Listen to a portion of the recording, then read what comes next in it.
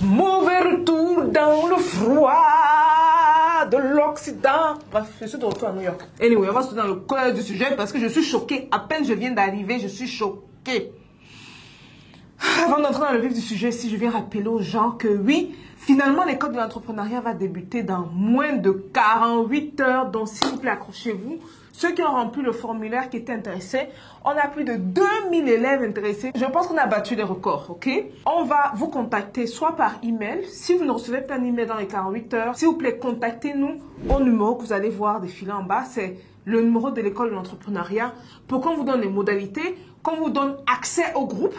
Parce que oui, ça va chauffer parce que les choses avancent vraiment avec mon produit qui va valoir 1 million de dollars, les gars. Accrochez-vous. Bonjour et bienvenue dans Parlons de Business. Alors ici, on parle de quoi?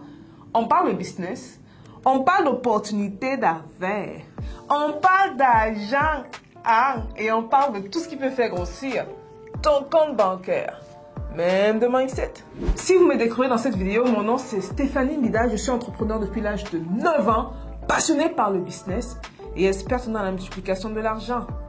Là. Et pour ceux qui ne le savent pas, comme je l'ai annoncé en début de cette vidéo, je lance finalement l'école de l'entrepreneuriat tellement attendue. Si intéressé, contactez-nous soit sur le numéro qui figure en bas, soit remplissez le formulaire que vous allez trouver épinglé sous cette vidéo.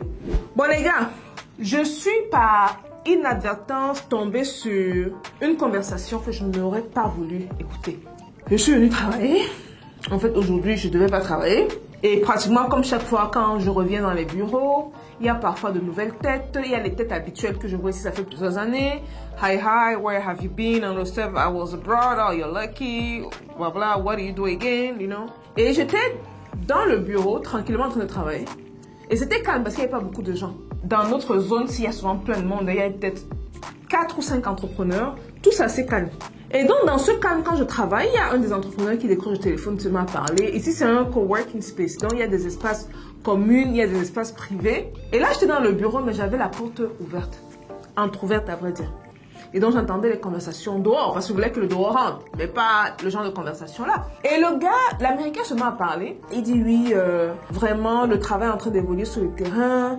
Vraiment, ces pauvres Africains ont besoin de nous. Il faut que je le dise en anglais. En anglais, même, je ne sais pas si c'est plus choquant. Ça va peut-être mieux passer. Mais maintenant que je pense à ça, je fais la conversion en français, mais c'est grave. Quand il a dit pauvres Africains, c'est là que j'étais en train de travailler. J'ai fait ting. J'ai redressé la tête. Et puis, je me suis mise à écouter. Oh oui, ils ont vraiment besoin de nous. On a fait un effort pour une première année. On a pu lever, ils étaient à plus de 600 000 dollars. 600 000 dollars, je dis en un an. On a pu lever plus de 600 000 dollars. Là, il faut que 2024, on mette le carton. Parce que vraiment, la misère. Il parlait d'un truc au Libéria. Je ne sais pas si c'est, il a une ONG au Libéria ou il pilote une ONG au Libéria. Bref, il y avait beaucoup de mots, pas péjoratifs, mais qui nous ramène au complexe du blanc super-héros. Le Caucasien qui se donne cette mission-là, d'aller sauver l'Africain. J'étais là, j'écoutais la conversation et il y a un froid qui entre dans moi. Quand je dis un froid, c'est vraiment un froid. J'étais genre, mais on est au XXIe siècle. Et on continue à entendre des choses comme ça. Mais c'est incroyable. Yeah, those poor Africans, they really need us. We really have to put all our effort this year. We're going to put all the package. They deserve to be helped. Ouais, les mots comme l'aide, les mots qu'on essaie de proscrire de leur conversation. Et c'est là que je me rends compte que pas assez d'Africains font une demande de dignité et de partenariat. Beaucoup sont toujours en train de tendre la main. Que aidez-nous, aidez-nous, aidez-nous. Si l'Africain savait seulement ce sur quoi il était assis, je vous promets. Ce sont les Occidentaux qui allaient venir nous beg. C'est eux qui allaient venir nous supplier. Nous supplier.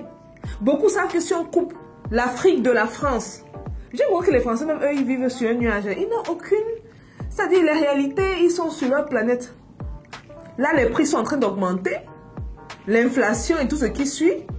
Parce que de plus en plus de pays africains sont en train de se détacher de la France. Mais quand le Français, moi, il va se rendre compte que mais, on ne peut pas vivre sans l'Afrique, mais le réveil sera brutal, hein. Ce sera brutal. Donc, pour ça, ils vivent sur leur planète. Et nous, Africains, au lieu de renverser le dialogue, ou d'ouvrir les yeux avec des conversations intelligentes, mais des conversations d'égal à égal. Pour leur dire qu'on ne veut pas de l'aide. On est dans un rapport de business.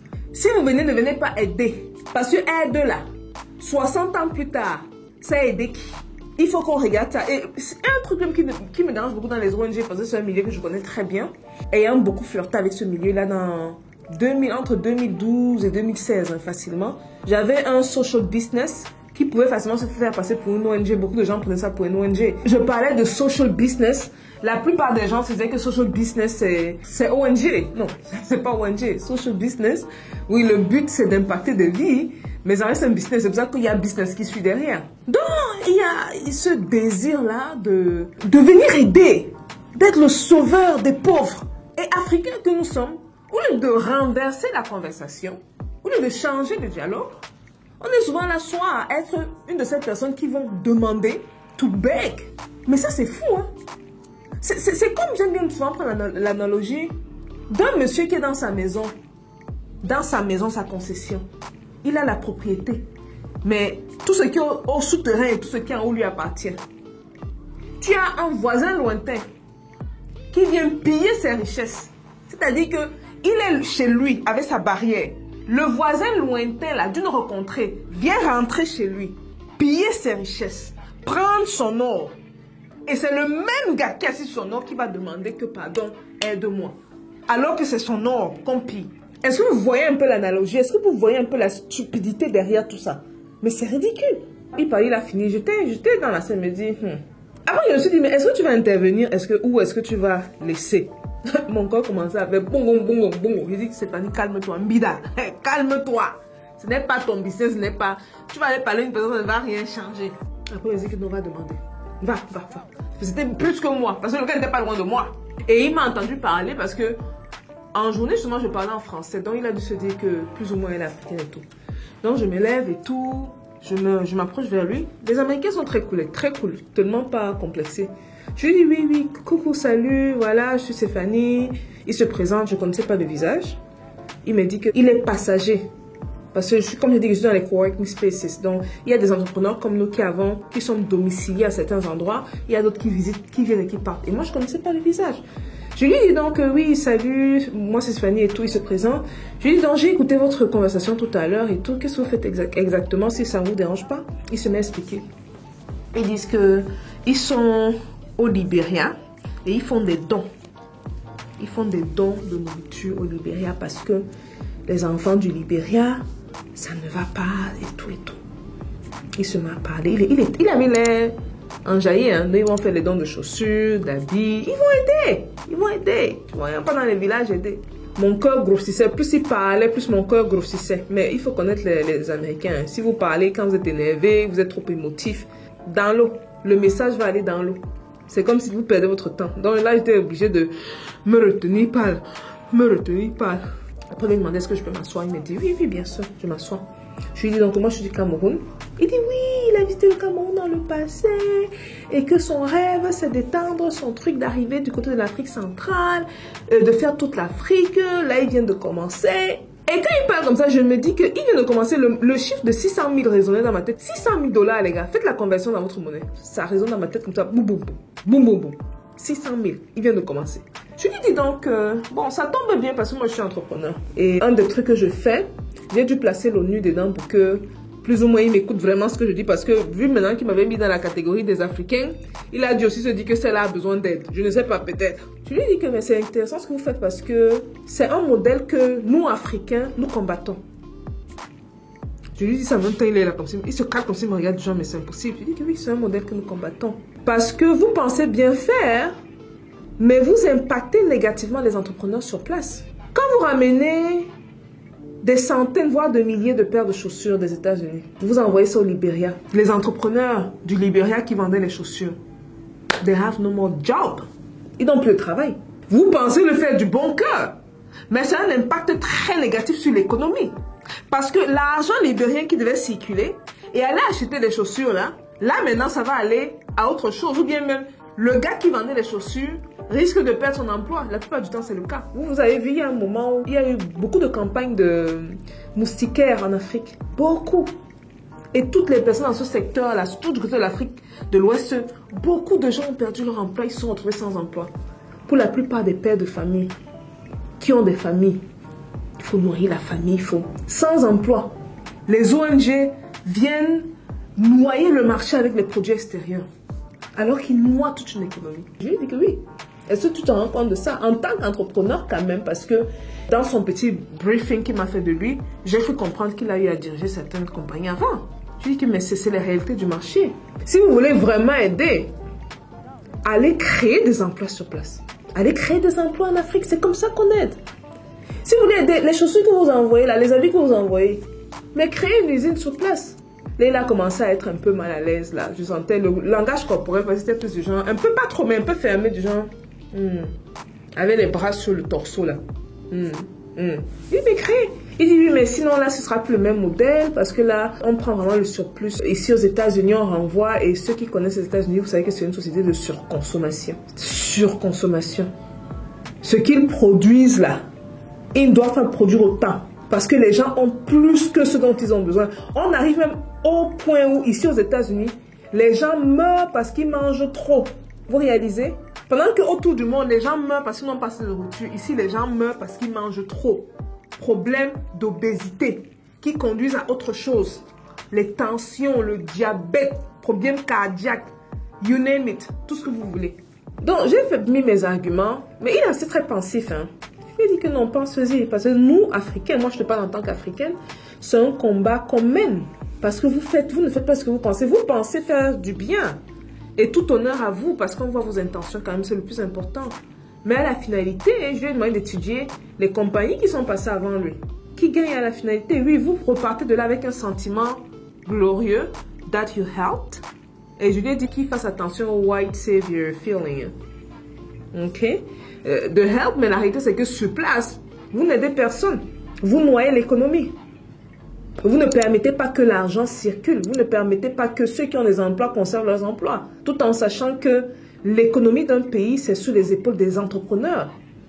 Un entrepreneur, c'est quelqu'un qui crée déjà un emploi pour lui-même. C'est un chômeur à moins.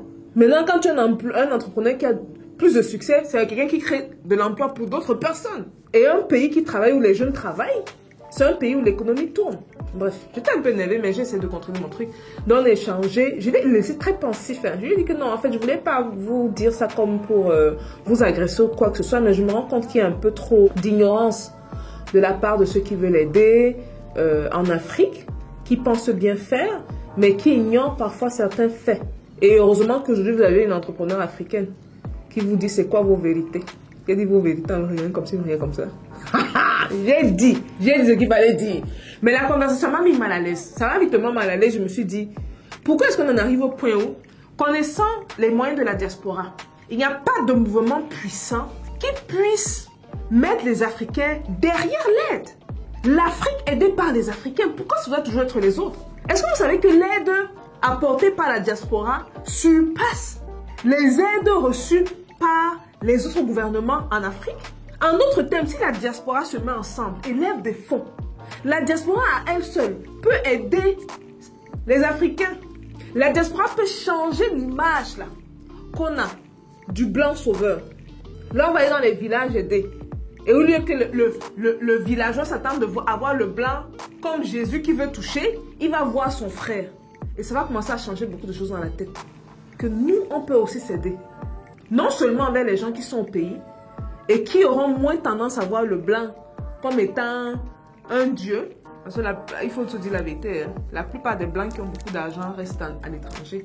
Ceux qui viennent en Afrique, c'est ceux qui viennent se chercher. Mais comme Africain, comme il est là, pour lui le blanc veut dire argent. Pour beaucoup d'Africains qui regardent même le blanc comme Dieu là, ils ont même plus d'argent que le blanc qui regarde là. Voilà donc l'histoire. Je vais dire mes vérités. J'espère que ça va aboutir à quelque chose. Entre-temps, j'espère que nous, Africains, on sera un peu plus proactifs par rapport à ça. Les opinions n'ont rien changé dans ce monde. Je suis donné mon opinion, mais bon, tant mieux si ça, il réajuste le business model. Mais gardons en tête que les opinions ne changent rien dans ce monde. On va s'énerver et soutrer. Ce sont les actions qui font une différence, grosse différence. Voilà. Dans le même temps, je vais également introduire le mouvement que je suis sur le point de lancer. Non, pas par rapport à l'école d'entrepreneuriat. J'essaie de rentrer en contact avec un jeune qui était paru sur la chaîne. S'il suit cette vidéo, c'est qu'il nous recontacte. Il fait le montage de projet. C'est un sort de project manager et je pense, si je ne me trompe pas, il était du côté du Maghreb. Donc, s'il voit cette vidéo, recontacte-nous. On est en phase là de lancer le projet avec certains docteurs de la diaspora. Ok, recontacte-nous, j'ai hâte d'échanger avec toi. Et pour le reste, dites-moi ce que vous pensez justement de ces Occidentaux-là qui arrivent en Afrique pour venir sauver l'Afrique. À vrai dire, si certains d'entre eux n'étaient pas là, c'est sûr qu'il y aurait beaucoup d'Africains, peut-être par exemple, qui auraient perdu leur vie. Soyons francs. Mais vous, concrètement, que pensez-vous de ça? Et pourquoi restons-nous léthargiques par rapport à ça? Pourquoi est-ce que nous-mêmes, on ne fait pas nos affaires? On attend toujours que le blanc vienne nous sauver, comme beaucoup attendent que Jésus blanc vienne leur sauver. Pourquoi est-ce qu'on attend toujours, on est toujours dans cette attitude d'attente? Et en parlant d'attitude d'attente, ça me rappelle quand j'ai fait la vidéo du Congo, j'étais choquée par certains commentaires. Certains qui disent, oh, Jésus est de notre côté, on va s'en sortir. Ah! Donc depuis que Jésus est de votre côté, là, vous ne vous en sortez pas. Vous ne vous rendez pas compte que les choses vont commencer à bouger quand les gens descendent dans les rues. Comme ce que j'ai mis dans cette vidéo. Ceux qui n'ont pas vu la vidéo sur le Congo, allez la voir, je vais la mettre là. Allez la regarder. Vous allez vous rendre compte que les choses commencent à bouger. Quand vous bougez, comme par hasard. Comme par hasard. Ceux qui restent là, qui disent que, oh, la providence va m'aider. S'il vous plaît, s'il vous plaît. Je pense que dans la tête de l'Africain, là, la religion est tellement ancrée qu'on a déjà tout déformé. On est dans la léthargie suprême où on se dit, on va dire un mot, alléluia. Voilà $1 million. On cogne à la porte, quelqu'un vient avec $1 million.